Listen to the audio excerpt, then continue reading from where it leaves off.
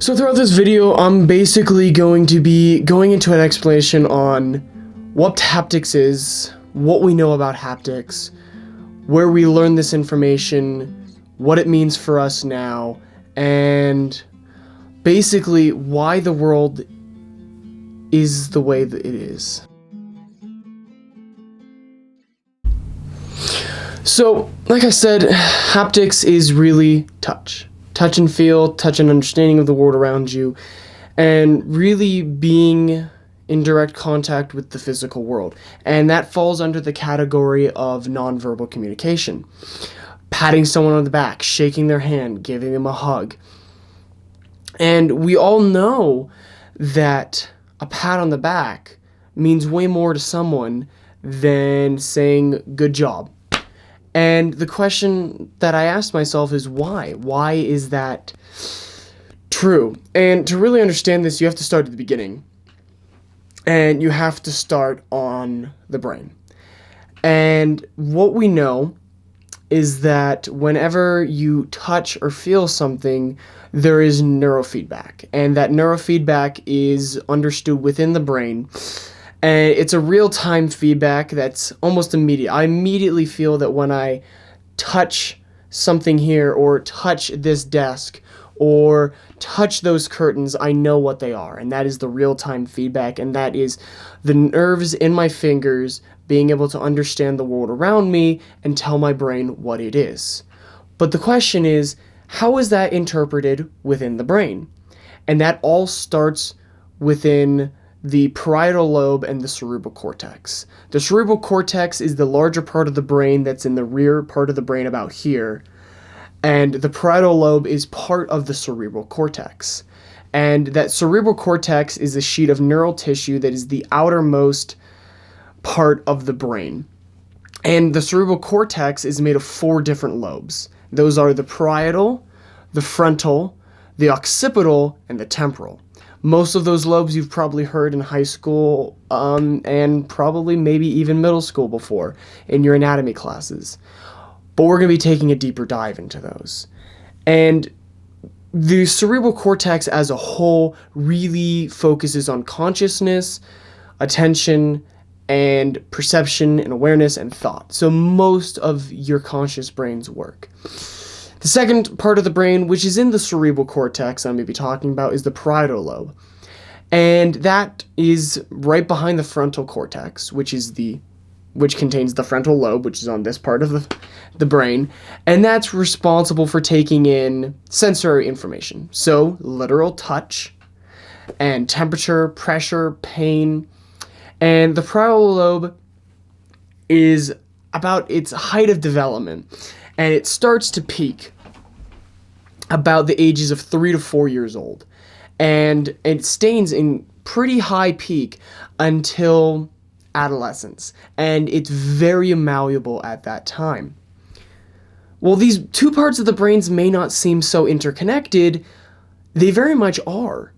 In November of 2019, so in a very recent study, they found the prefrontal and parietal lobes, which are the 2 parts of the brain that I just explained, were very in touch with touch. They found that there is a small connection between that and the rest of the cerebral cortex.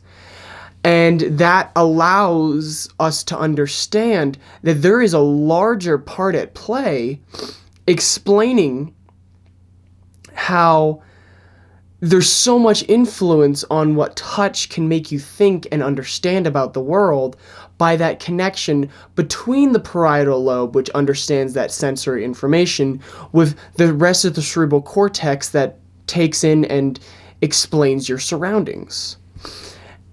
And there was one study done by Roman, Prisser, and Pleger. I will have that listed down here. I may have butchered that. I apologize. But their study goes into understanding how haptics travel throughout the brain and how it allows us to understand the impact that no touch can have on someone. This study done allows us to understand the impact that no touch can have by understanding the impact that touch does have. So by being able to factor out the impact that this touch can have on the development of the brain, we can understand the impact that no touch would have. And without this haptic contact, the parietal lobe cannot be formed correctly. And furthermore, because of this malformation, the cerebral cortex can then in turn not form correctly, and then that affects personality, impulse inhibition, memory, and cognitive flexibility. And that is a lot to deal with. And I've explained how all of these work, but we haven't understood this in action. So I will now be going through some studies that have been done over the years to explain why this is very true and a very prominent topic. So I'm going to explain now that the studies I am going over will really make you rethink the way that you look at the world, and these studies are not to be taken with a light heart. They are very crude studies that have been done. The information that we have received from these studies it's not for people without a strong stomach. It is not pretty information. However, I will go over it. I'm just giving a fair warning right now.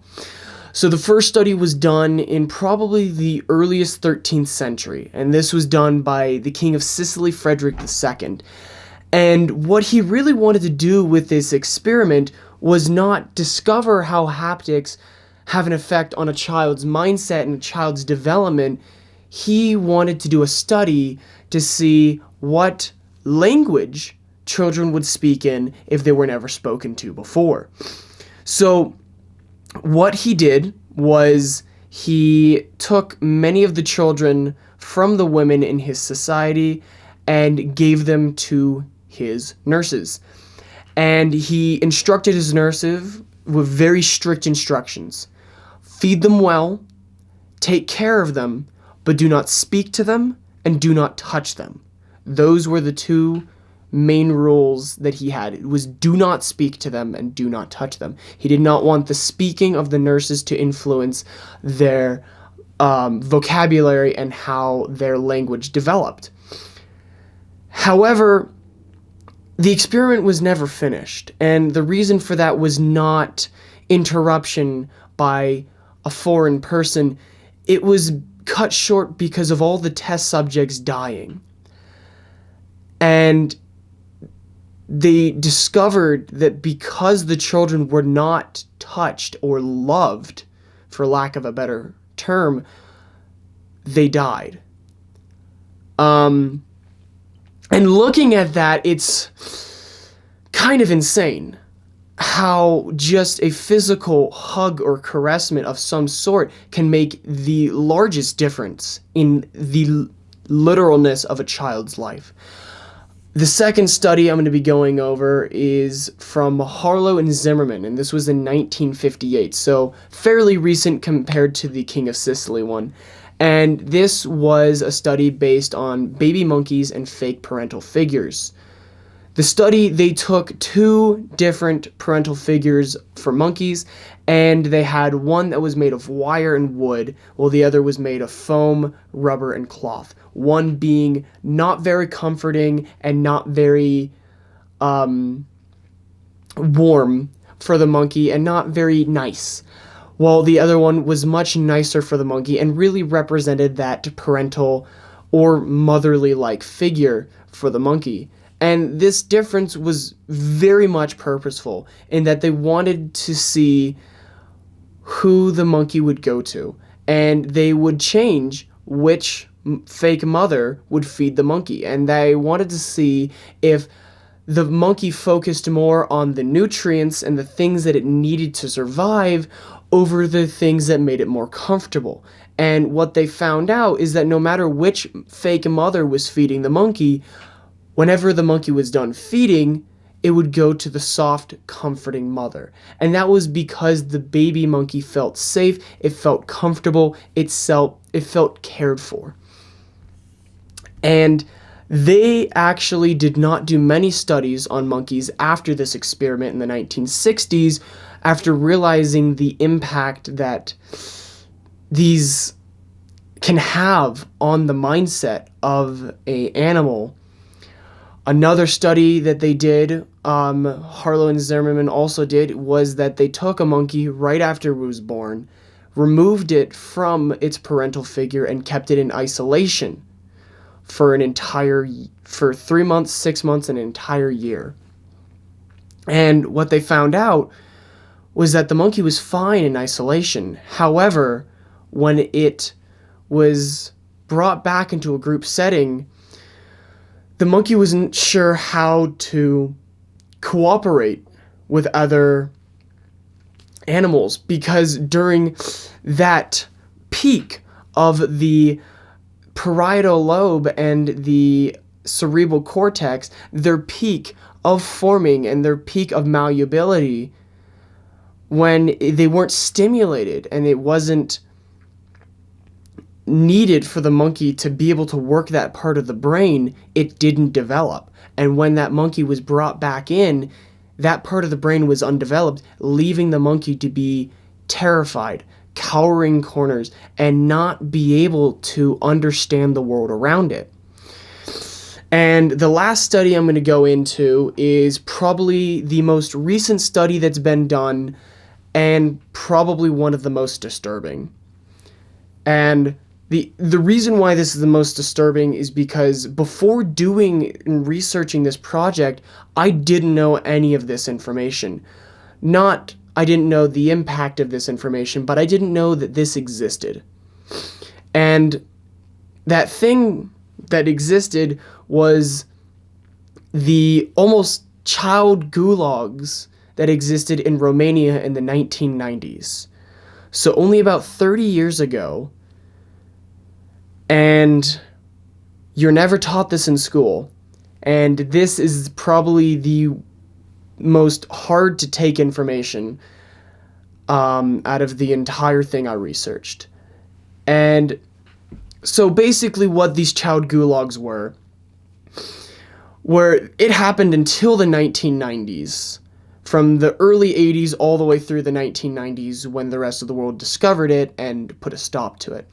However, in the early 80s, Romania had a dictator by the name of Nicolae, and then I will put the name down here. I will refrain from mentioning it. It's kind of complicated to say. So he ruled for about 24 years. So Nicolae believed that he would be able to strengthen the Romanian economy by cultivating a larger population. He decided that he would impose taxes on people who were childless, and he would celebrate families who had more than 10 children. At this point, many families were not able to take care of all their children, which would make sense. Most of them would have children for the tax benefits, not realizing the impact that it had by having this many children. He decided that he, as the government, would offer to take care of the children for the families. They would still receive the tax benefits, but he would take care of the children. He started taking the children off these hands and then would put them to work as young as 3 years old. And they did not tell the families that this was happening. It's just something that you don't see anymore. It's something that you don't understand, and it seems almost impossible that this happened. But what they would do is that they viewed infants with disabilities, or even some treatable issues, cross-eyed, anemic, cleft lips, as unsalvageable, and they would get rid of them.